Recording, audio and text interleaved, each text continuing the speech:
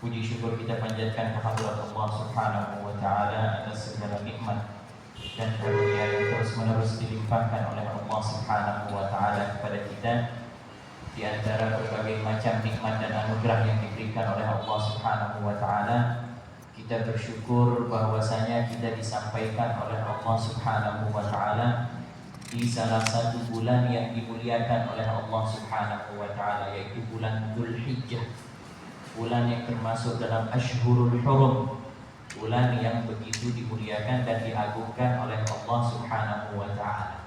Dan kita sedang berada di awal daripada 10 hari pertama di bulan Dzulhijjah, yang dimana dalam sebuah hadis disampaikan bahwa tidak ada amalan yang lebih dicintai oleh Allah Subhanahu wa taala daripada amalannya seseorang ketika dia beramal di 10 hari pertama bulan Dzulhijjah. Makanya kita dianjurkan untuk memperbanyak puasa, memperbanyak takbir, memperbanyak tahlil, memperbanyak tahmid, memperbanyak apapun saja perkara-perkara yang baik.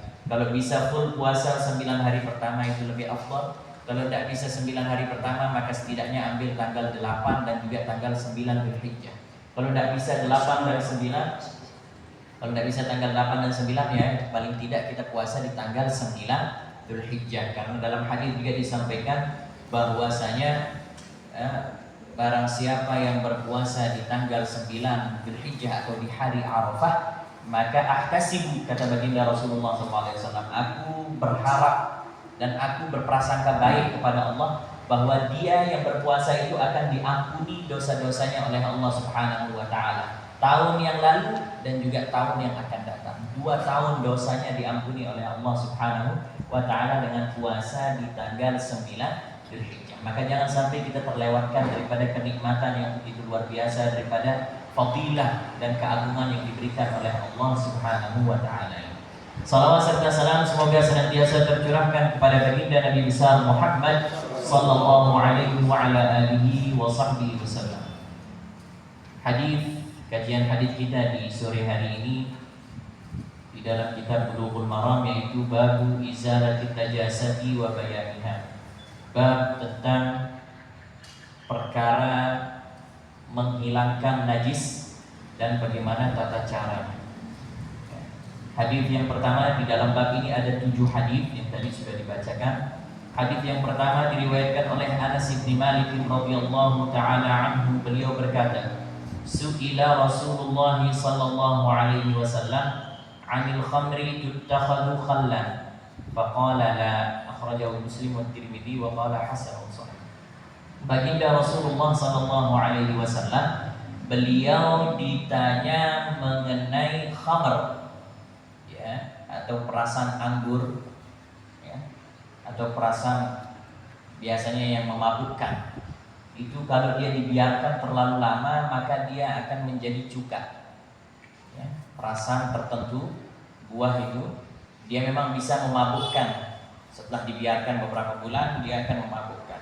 Nah, ketika dia menjadi khamar, lalu dia ketambahan sesuatu atau sengaja dia dirubah, ditambahkan dia ada bahan-bahan lain sehingga dia dijadikan cuka. Nah, itu yang ditanyakan kepada baginda Rasulullah SAW. Apa hukumnya? Maka baginda Rasulullah SAW beliau menjawab, la, tidak boleh. Tetap dia hukumnya menjadi najis. Cuka yang berasal dari minuman keras, yang berasal dari khamr, perasan buah itu yang dari minuman keras, lalu kemudian dia dijadikan cuka, maka dia itu hukumnya najis.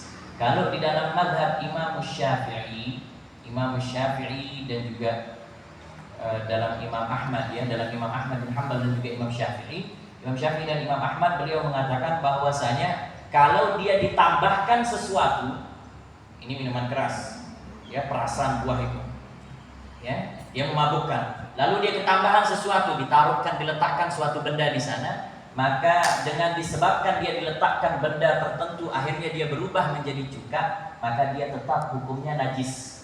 Tetapi kalau dibiarkan tanpa ada dimasukkan ada proses, tanpa ada proses tertentu, dia menjadi khallan binafsiha, maka dia itu hukumnya menjadi suci. Ya, kalau dia berubah dengan sendirinya, dari dia memabukkan berubah dia menjadi cuka, maka dia hukumnya juga berubah menjadi suci. Dan wadahnya juga yang sebelumnya itu dia najis, ya ketika dia berubah menjadi cuka, maka dia juga otomatis juga menjadi suci. Ya, itu kalau dia tidak ada proses. Tapi kalau dia ada proses disebabkan oleh ada benda yang dimasukkan, maka menurut Imam Syafi'i dan Imam Ahmad itu dia tetap hukumnya najis. Tapi kalau di dalam Imam Malik dan Imam Abu Hanifah, dia tetap akan menjadi suci walaupun dia dimasukkan maupun tidak dimasukkan. Intinya kalau dia berubah dari khamar menjadi cuka, maka dia hukumnya berubah menjadi suci, pakai proses maupun tidak proses. Intinya di dalam mazhab Imam Syafi'i, ya, kalau dia dibiarkan tidak ada perubahan, ya, dia langsung berubah dengan sendirinya, maka dia hukumnya berubah menjadi suci. Cuma tidak tahu kalau khal yang sekarang, cuka yang sekarang itu prosesnya bagaimana?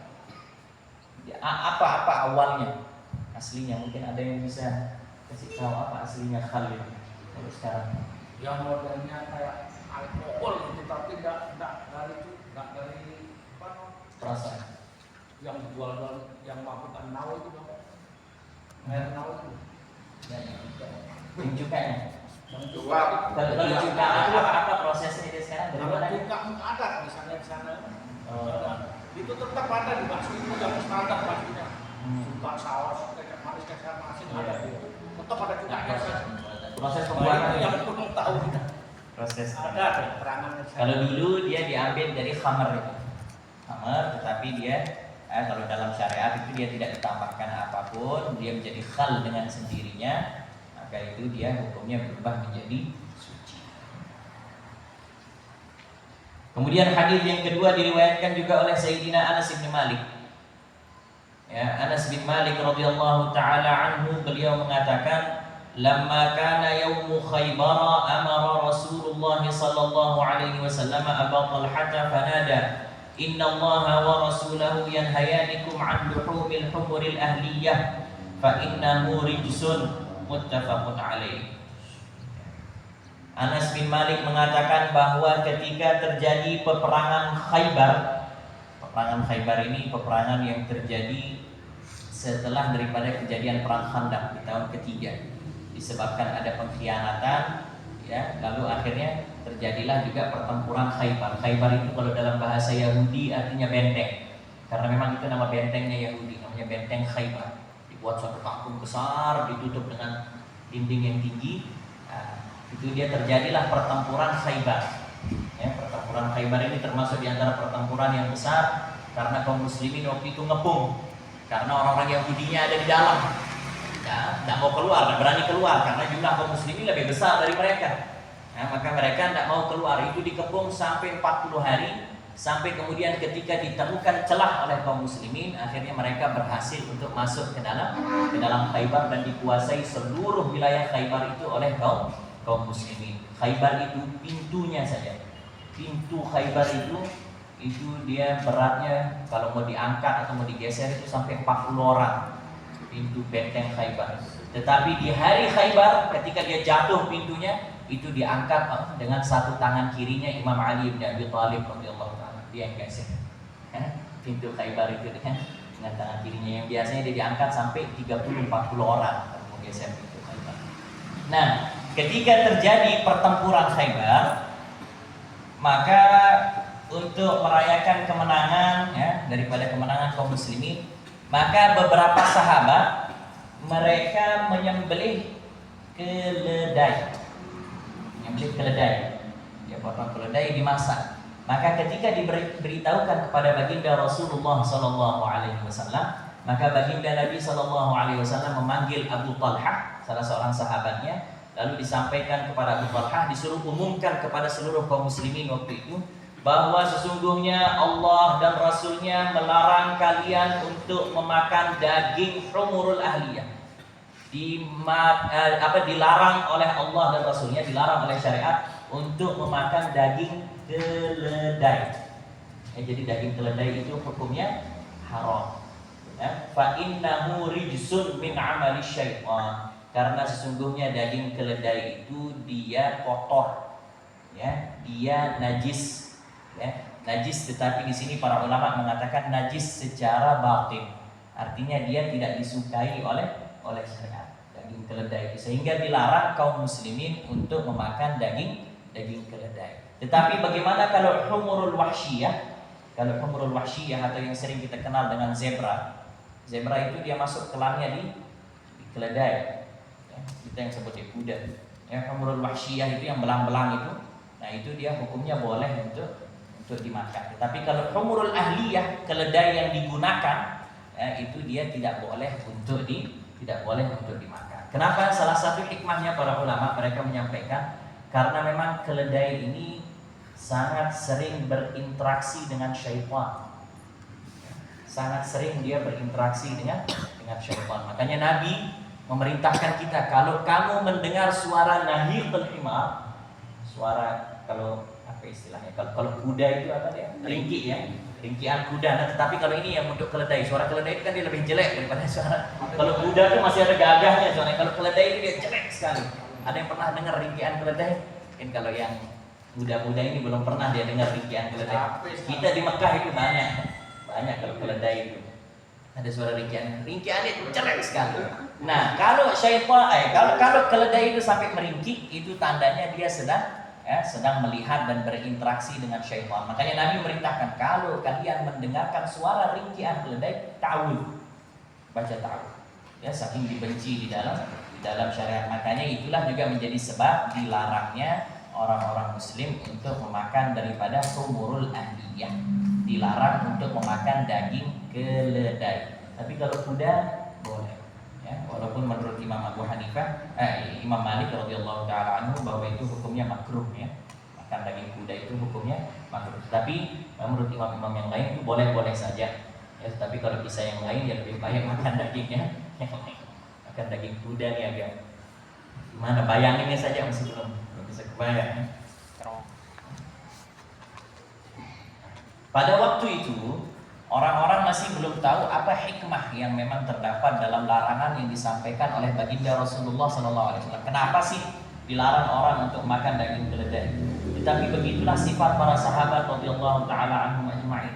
Ketika mereka disampaikan larangan yang datang dari Allah dan Rasulnya, apa yang dilakukan ketika diumumkan oleh Abu Talhah? Maka itu ya banyak sekali ya apa namanya?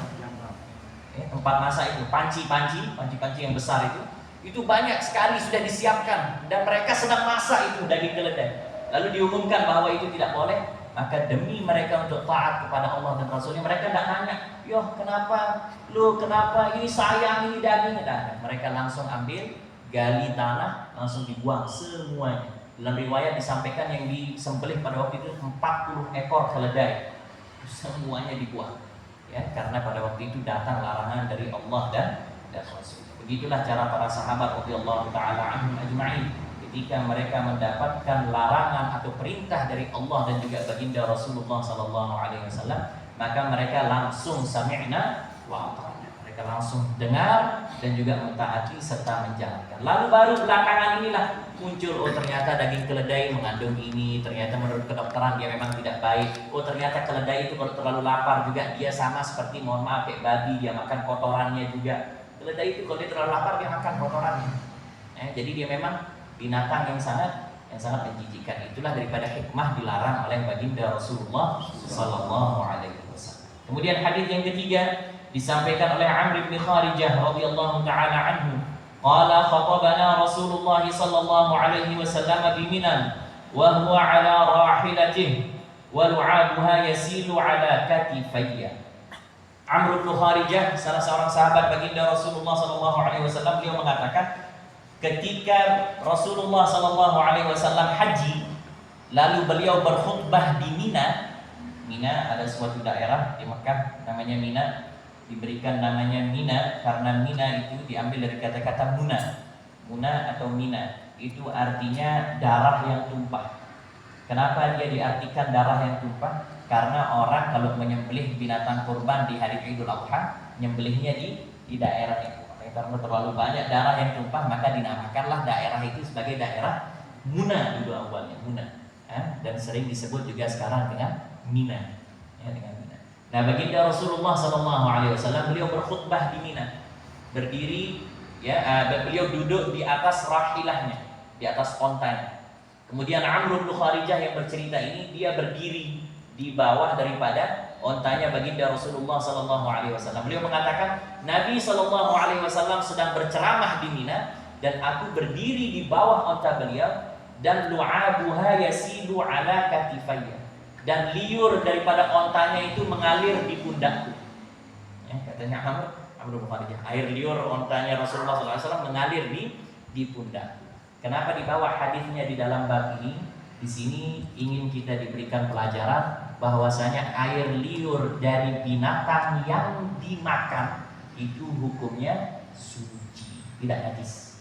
Air liur dari binatang yang dimakan itu dia hukumnya suci. Air liur dari binatang yang dimakan, ya, air liur kuda, air liur sapi, air liur onta, air liur kambing, itu dia hukumnya suci. Tetapi kalau air liur dari binatang yang tidak dimakan, maka dalam sebagian riwayat dinyatakan dia najis, tapi ada riwayat juga mengatakan dia tidak najis kalau dia binatangnya kecil seperti kucing. Ya, binatang-binatang yang kecil seperti kucing itu kalau dia punya air liur dia tidak najis. Tapi dalam riwayat lain menyatakan bahwa binatang yang tidak dimakan itu air liurnya dia semuanya menjadi najis kalau tidak dimakan. Kalau dimakan dia itu hukumnya suci. Ada pertanyaan sampai sini? Saya kenapa disebutnya najis bukan disebutnya haram? Nah, siap. Izin minum. Siap.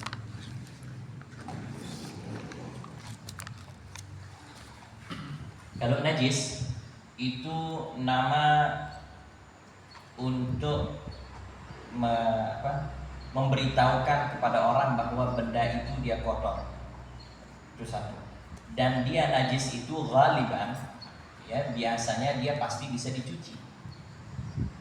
Itu najis itu hukum untuk memberitahu bahwa dia itu perkara yang kotor tetapi dia bisa disucikan. Sarung kalau dia tertimpa sesuatu najis, maka dia sarung ini akan dikatakan mutanajis karena dia kena najis. Tapi dia bisa dicuci. Tetapi kalau haram, ini dia beda konteksnya. Haram itu adalah suatu hukum yang dilarang. Suatu hukum yang dilarang, tidak boleh, tidak ada tawarannya. Tapi kalau najis itu gimana cara presentasikan Itu daripada hukumnya? Tapi pada intinya najis itu adalah nama suatu bahasa canggihnya ya, dia beda, konteksnya dia berbeda antara haram dengan najis. Kalau haram itu dia pasangannya halal, boleh dan tidak boleh. Tapi kalau najis itu dia lebih ke arah nadhafah, kebersihan dan lain sebagainya. Jadi dia beda konteks. Nanti mungkin Habib Usama akan jelaskan. Ada soal lain? Terima kasih. Ini ada sebenarnya orang ini dia bilang rambut atau bulu kucing itu bulu kucing. bisa mas, jadi kami tanya nanti banyak yang gitu. Yo, tidak boleh melekat dulu kucing di baju kain kita ke sholat, tidak boleh. Terus kumpul. Jadi hukum daripada bulu kucing, ya, bulu kucing itu kalau dia menempel di kucingnya dia tidak najis. Iya. Tetapi kalau dia terlepas, dia najis. Betul. Kalau dia terlepas, tertinggal di sarung kita itu dia najis. Tapi kalau dia menempel di kucingnya dia tidak najis. Kenapa? Ya, tetapi dia ma'fu kalau dia tidak terlihat. Ya, tetapi kalau kita syafar tidak dia ma'fu. Tapi kalau dia lihat bahwa di sini ada bulu kucing, maka harus dia singkirkan. Tetapi kalau dia tidak tahu bahwa di situ ada bulu kucing, maka dia ma'fu. Tetapi tetap dia namanya najis. Tetapi ma'fu, dimaafkan. Ya, dimaafkan. Jadi kalau kebawa di sholat dalam keadaan dia tidak tahu, maka dia ma'fu. Tetapi hukum aslinya dia adalah najis. Tapi kalau di kucingnya dia dalam keadaan terus kita elus-elus tidak najis. Soal apa? Lanjut ke hadis berikutnya. Wa an Aisyah radhiyallahu anha qalat kana Rasulullah sallallahu alaihi wasallam yaghsilu al-maniyya thumma yakhruju ila as-salati fi dhalika ath-thawbi wa ana anzuru ila atharil ghasli muttafaqun alaih. Wa li muslimin laqad kuntu afruquhu min thawbi Rasulillah sallallahu alaihi wasallam farkan fayusalli fihi wa fi lafdhin lahu laqad kuntu ahukkuhu yabisan bi dhufri min thawbi. Sayyidatuna Aisyah radhiyallahu taala anha, beliau mengatakan bahwasanya baginda Rasulullah sallallahu alaihi wasallam, beliau ketika ada bekas mani ya di pakaiannya, maka beliau mencucinya dengan biasa, lalu kemudian beliau keluar dan digunakan bekas yang dia cuci itu langsung digunakan untuk melaksanakan sholat. Dalam riwayat yang lain juga dari Imam Muslim rahimahullahu taala, beliau mengatakan Sayyidatuna Aisyah nanti selesai sholat, kalau masih ada tersisa daripada bekas maninya, maka afrukuhu farkan, ya, aku dikerik pakai kuku. Ya, dikerik pakai kuku. Kalau ada sisanya di sarung atau di pakaiannya Rasulullah itu dikerik oleh Sayyidatuna Aisyah dengan kukunya. Ya, aku ya bisa dighufri min thawbi. Kalaupun aku melihat ada bekasnya yang kering daripada air mani, maka aku menggaruknya dengan kuku. Kata Sayyidatuna Aisyah radhiyallahu taala. Dari hadis ini pelajaran utamanya adalah bahwasanya hukum yang diambil oleh Imam Syafi'i rahimahullahu taala, bahwasanya air mani itu hukumnya suci. Air mani itu hukumnya suci. Kenapa? Pertama, Imam Syafi'i menyatakan dari hadis ini, karena Nabi beliau tetap melaksanakan sholat sedangkan masih ada bekas daripada mani yang masih terlihat. Ya, itu yang pertama. Kemudian yang kedua, Imam Syafi'i mengatakan kenapa dia hukumnya suci? Karena tidak mungkin Allah Subhanahu wa taala menciptakan manusia dari zat yang najis. Kalau kita menghukumi mani ini hukumnya najis, maka kita ini semua berasal dari sesuatu yang najis. Nah, itu dia tidak mungkin Allah Subhanahu wa taala menciptakan manusia dari sesuatu yang najis. Pasti Allah menciptakan dari sesuatu yang suci. Makanya hukum air mani itu hukumnya suci. Tapi kalau menurut imam-imam yang lain, mereka mengatakan enggak, dia hukumnya najis. Ya, kenapa? Karena itu buktinya tadi Nabi dicucinya. Ya. Mungkin Nabi tidak memperhatikan ada bekasnya, tetapi Sayyidatuna Aisyah yang memperhatikan ada bekasnya. Mungkin kalau Nabi lihat ada bekasnya, mungkin Nabi pasti akan cuci lagi. Itu menurut imam yang lain. Tapi kalau Imam Syafi'i tidak, dia hukumnya adalah hukum suci, karena Sayyidatuna Aisyah menjelaskan berkali-kali, dan tentunya sesuatu itu pasti diketahui oleh baginda Rasulullah sallallahu alaihi wasallam. Jadi kalau tidak salah beberapa pertemuan yang lalu ada pertanyaan mengenai air mani. Jadi air yang keluar dari laki-laki itu ada 4. Yang pertama itu air, mohon maaf, kencing pada umumnya, air seni, ya, air kencing itu pada umumnya kotoran, najis, sudah jelas. Kemudian yang kedua ada namanya madhi. Madhi ini adalah cairan yang keluar di awal syahwat. Ketika dia mulai bersyahwat, itu dia namanya madhi. Kemudian ada namanya wadi. Wadi itu adalah cairan yang biasanya keluar ketika seorang laki-laki capek, lelah, habis ngangkat berat, habis kerja yang capek. Biasanya nanti kalau Anda perhatikan, kalau waktu kencing itu pasti dia ada keluar sesuatu yang agak kental, juga sama dia seperti madhi. Ya, dia kental, tetapi kentalnya dia berwarna bening, ya, dia berwarna bening. Berbeda dia dengan air mani. Kalau air mani itu dia berwarna putih. Putih, di sini ada dijelaskan abyad thakhin yatadaffaqu fi khurujihi dufqatan ba'da dufqatan wa yakhruju bisyahwah wa khurujuhu yaqibu futuran fi rujuh. Tanda-tandanya air mani itu keluar adalah dia berwarna putih dan dia keluarnya di puncak syahwat, dan dia keluarnya itu ditadaffuq, ya, dengan tidak serta-merta langsung sekali. Agak susah, repot kita ngomong. Tapi harus, namanya kita bahas fikih, dia harus begitu, harus dia menjelaskan. Ya. Wa raihatuhu ka raihatu tal'in nakhl. Ya, dan baunya sama dengan bau tal'un nakhl. Apa tal'un nakhl? Tal'un nakhl serbuk daripada korma, ya. Kalau ada yang pernah terlepas daripada korma itu, atau kalau kita sekarang kayak bau adonan.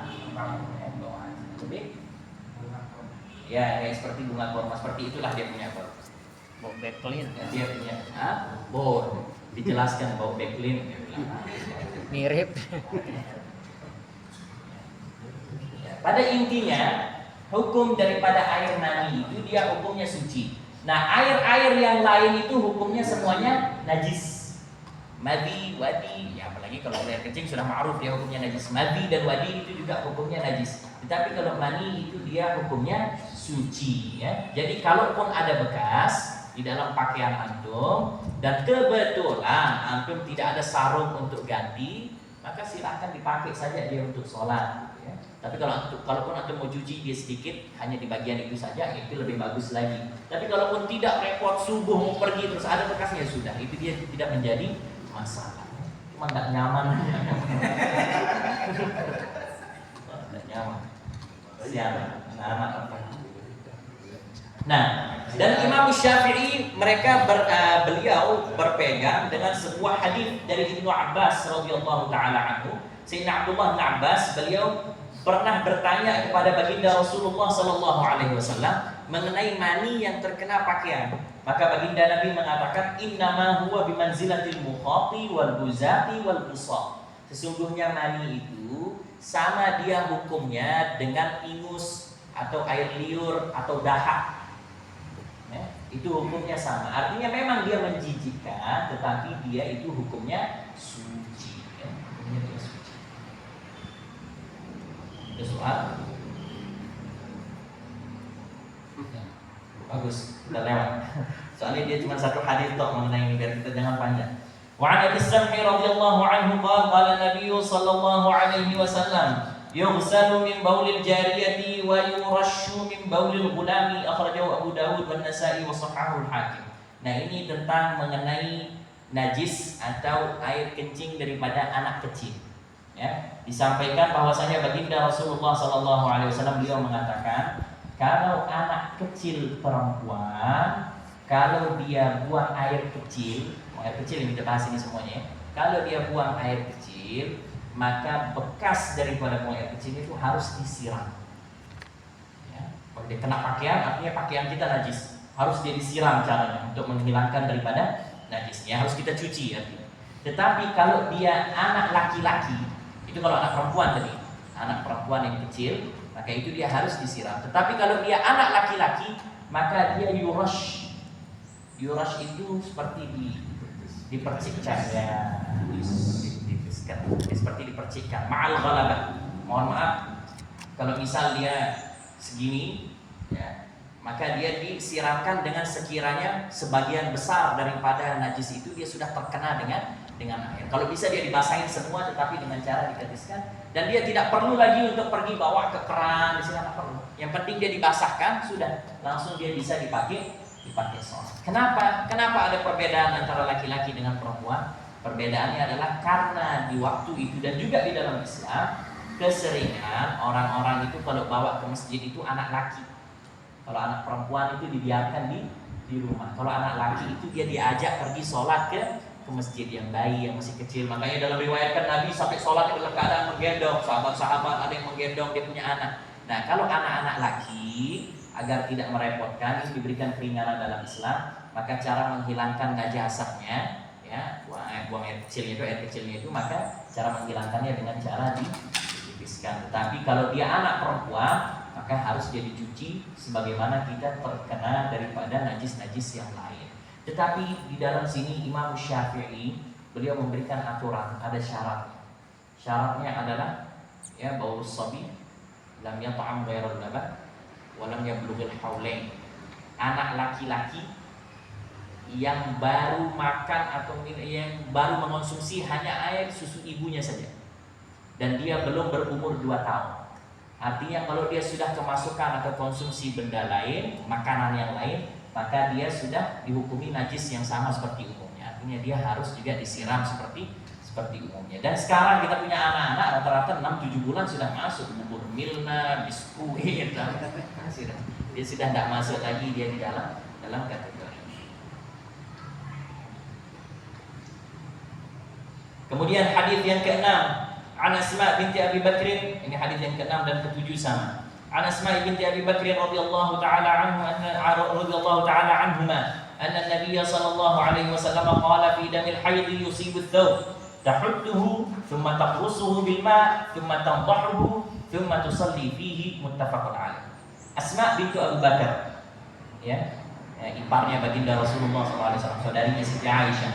Asma bintu Abu Bakar, beliau bertanya kepada baginda Rasulullah SAW mengenai darah haid yang terkena di pakaian. Apa hukumnya darah haid yang terkena di pakaian?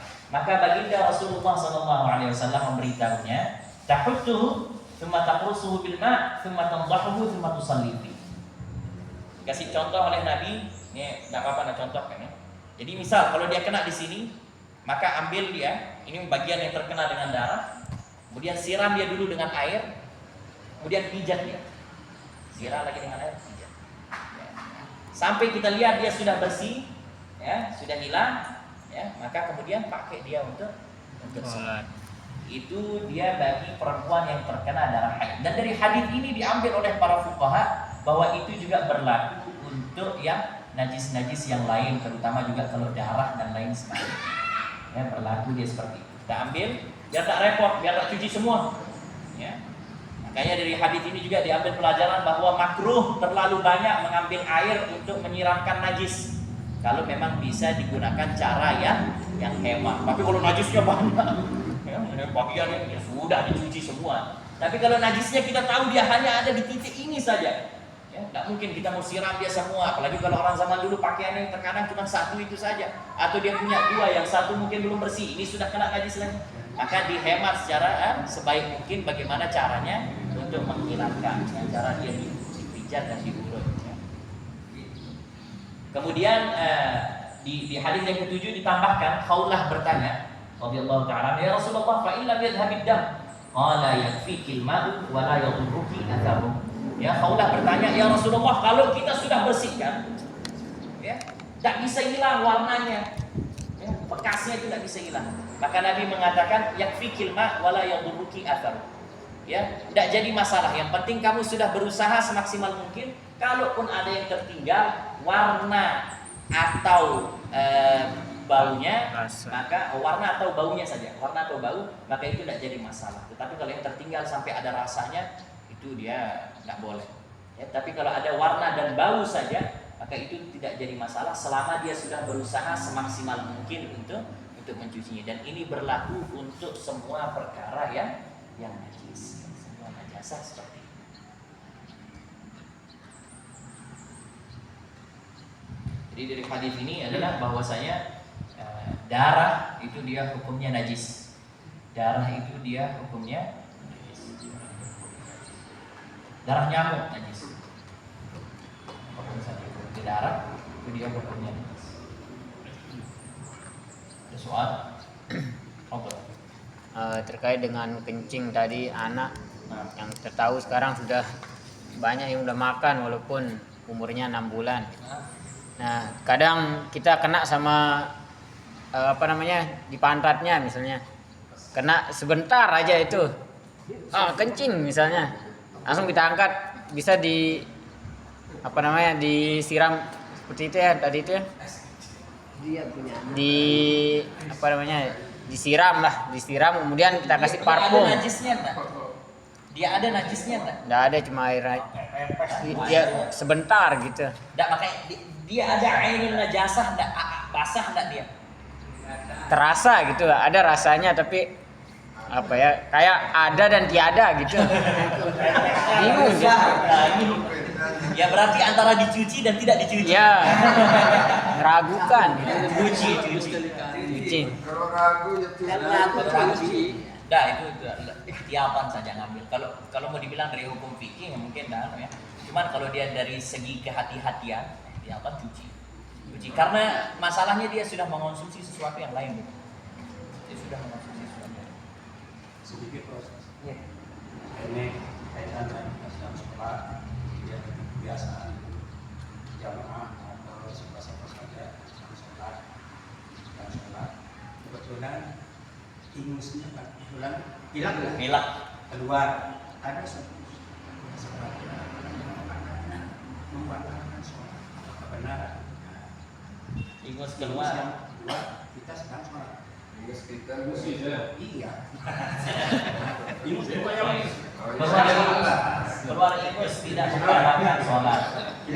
tidak membatalkan sholat. Nanti di sebagian ulama itu yang membuat dia jadi batal kalau dia Diserut. kalau dia serut dengan mulutnya. Kalau dia serut dengan mulutnya. Membatal. Bukan dengan itu. Kalau masuk lagi Kebiasaan. Dapat. terasa dia. Dapat. Maksudnya bukan minatorin dan mu'tad rasanya. Oh, buat puasanya. Udah ditarik lagi Mu'tad enggak.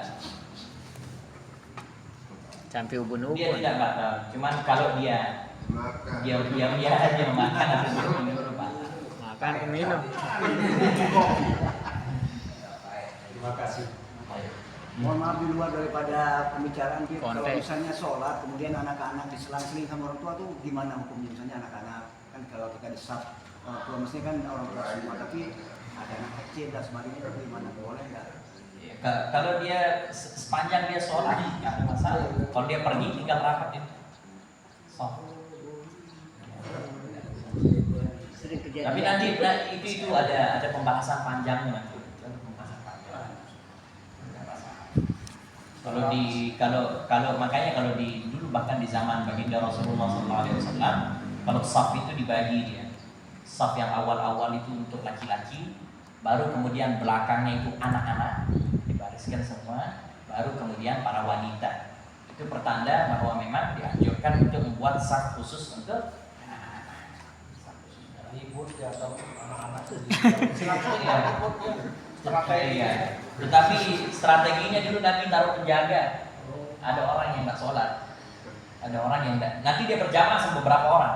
Karena kalau di zaman Nabi tidak semua kaum muslimin itu ketika qomat semuanya sholat, tidak.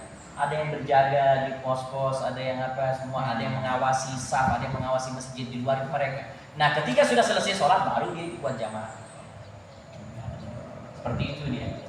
Sehingga beliau selalu pasangkan ada satu orang yang untuk mengawasi saf. Bahkan di awal-awal Islam, di awal-awal Madinah itu, bahkan Nabi memasang penjaga untuk mengawasi saf yang dewasa. Bukan hanya anak-anak, saf dewasa diawasi. Ada yang rupanya belok-belok. Diawasi di awal-awal Islam. Gimana konsep pengawalannya? Konsep pengawalannya bagaimana? Jadi dijaga. Di tengah atau Enggak. Dia enggak sholat. di Dia pinggir? Iya, di pinggir. Intinya dia ngawasi saja. Soalnya kita mau terapkan di sekolah. Masya Allah, biasa.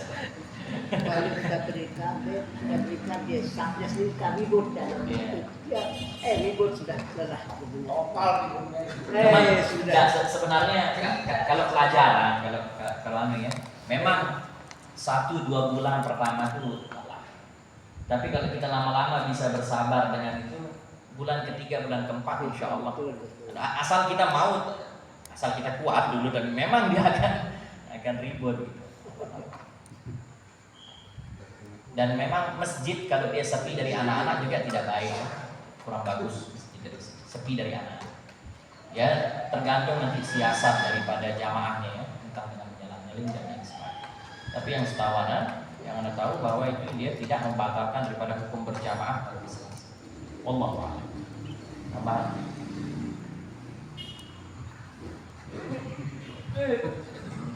Ya, tambah. Alhamdulillah. Wassalamualaikum warahmatullahi wabarakatuh. Wa ala alihi washabbihi wa ala.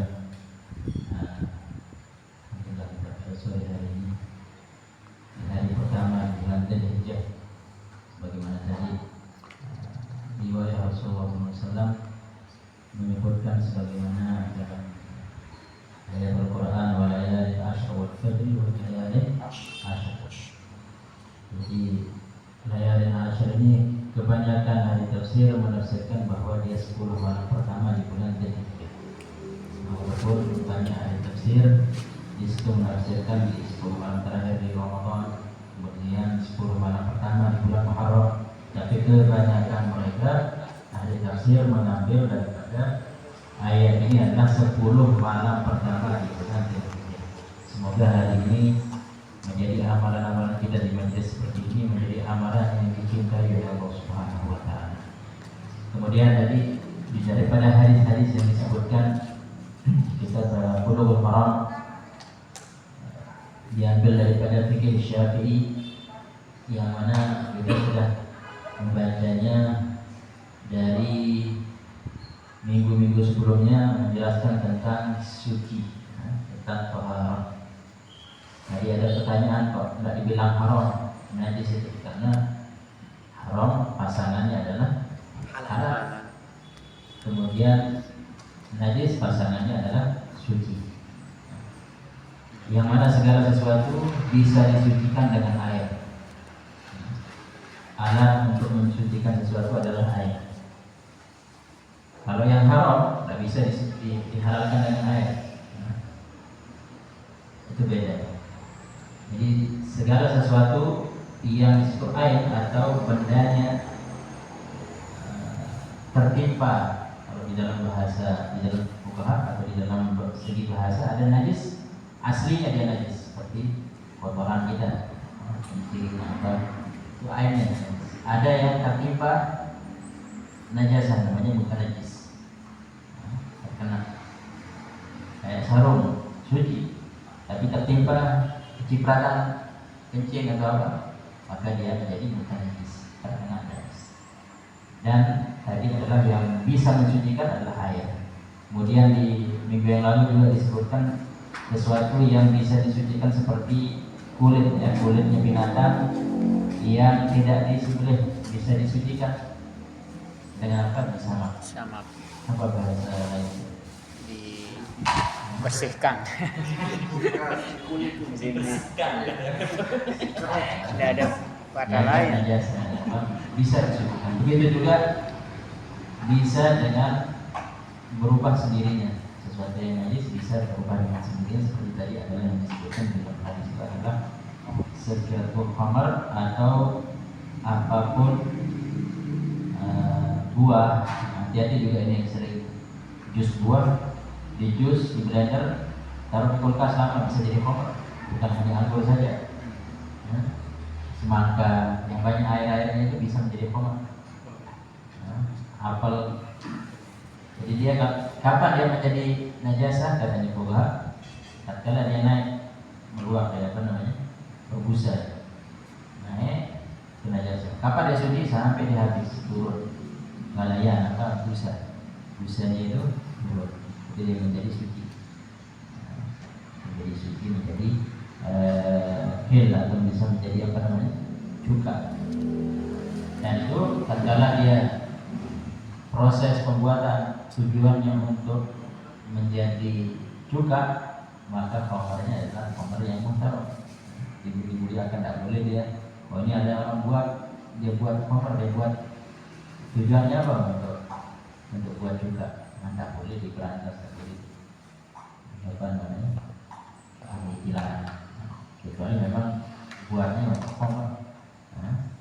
Ini dijualnya terkena yang najasa haram, tidak sah jual beli. Kemudian daripada intinya di dalam hadis yang beberapa minggu ini kita baca adalah bab mensucikan, bab masih apa namanya, bab toharoh. Itu minggu yang lalu juga apa namanya, bab ibadah. Sekarang bab apa tadi? Menghilangkan sesuatu yang najis. Itu adalah dari apa namanya, penjelasan bagaimana kita di dalam bab ini bisa mengetahui mana yang suci, mana yang najis. Nah, begitu juga terkadang kita tak bisa bedakan sesuatu yang kotor sama najis. Kotor belum tentu najis, tapi kalau najis pasti kotor. Seperti faedahnya adalah segala sesuatu yang kering.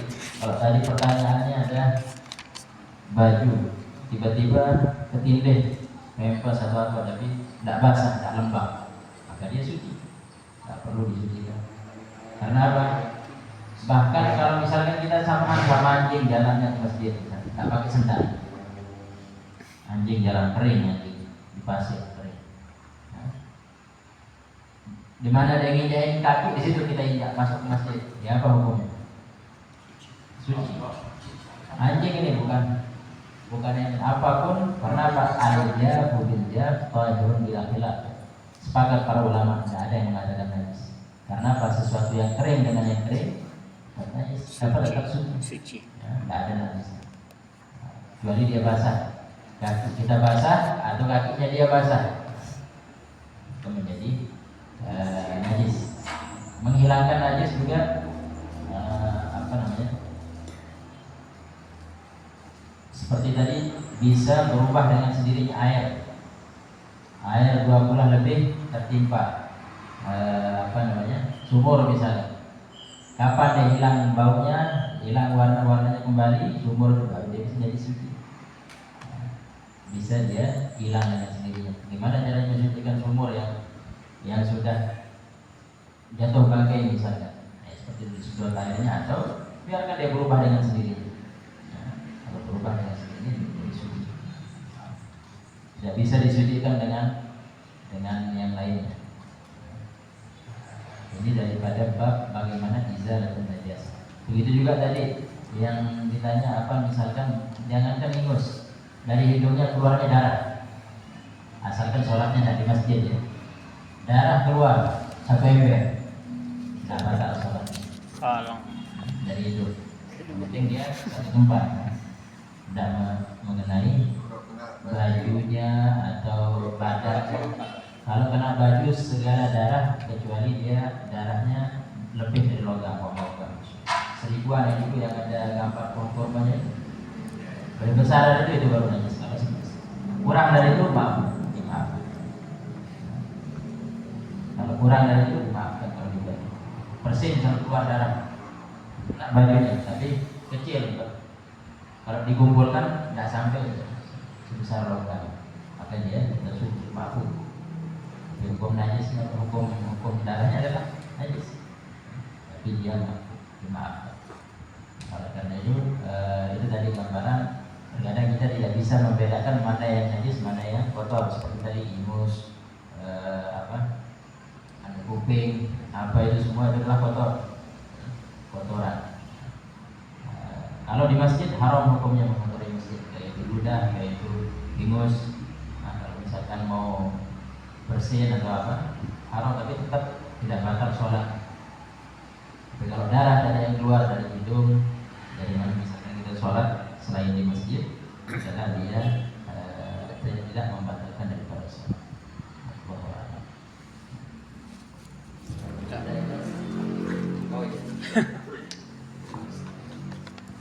Saya pernah nonton WF dulu kita sekitar tahun 80-an. Ya, ini bukan main karena suci kan, tapi dia minum sama yang perempuan. Terus ini apa hubungannya?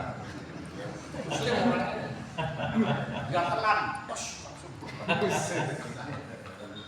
Ada surat satu hukum. Nah, karena suci kan berarti nggak apa-apa mungkin ya. Itu yang menjawab.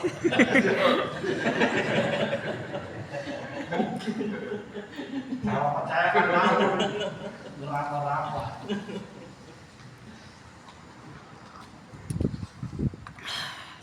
Nanti ya, sudah japri. dikit Beb, boleh satu. Terkait dengan najis, misalnya kaki guk gitu, dia dibersihkan hanya dengan cara dipel. Apakah tempat itu akan selamanya najis karena tidak dibersihkan dengan yang kemarin disampaikan? Apakah dia tempat itu selamanya dia belum dikatakan suci karena tidak digunakan cara untuk menghilangkan daripada najasah. Antum siram nih, ya dipel nih ada bekas anjing ya. Kemudian kita hilangkan dia. Ya, dipel dengan apa? Ya, dipel 1 kali misalnya gitu kan. Dipel dia 1 kali, terus karena dipelnya pakai soklin, apa kan bersih lah, wangi, mengkilat, tetap dia najis. Selamanya gitu. Karena harus dia sab'a ghasalatin ihdahunna biturab. Yathuru, dia akan menjadi suci dengan 7 basuhan atau 7 siraman, salah satunya dengan tanah atau dicampur. Seperti itu. Syaratnya. Baik. Bismillahirrahmanirrahim. Al-Fasl al-Khamis لا ينبغي للتقي العاقل في هذا الزمان أن يكثر من مراقبة